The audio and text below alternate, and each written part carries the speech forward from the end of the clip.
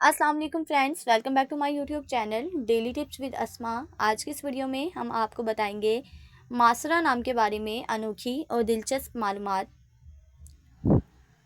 मासरा नाम का शुमार लड़कियों के नामों में होता है। मासरा एक इस्लामी नाम है। मासरा नाम की इब्तदाई तारीख अरबी ज़ुबान से निकलती है।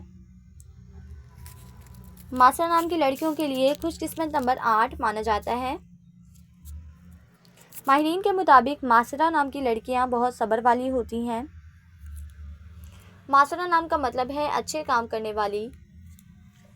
मासरा नाम की लड़कियों के लिए खुशकिस्मत दिनों में बुध, जुम्मा और हफ्ते का दिन शामिल है। मासरा नाम के अफराद के लिए मुवाफिक रंगों में नीला, पीला और सफ़ेद रंग शामिल है। मासरा नाम के अफराद के लिए मुवाफिक पत्थरों में हीरा पत्थर शामिल है।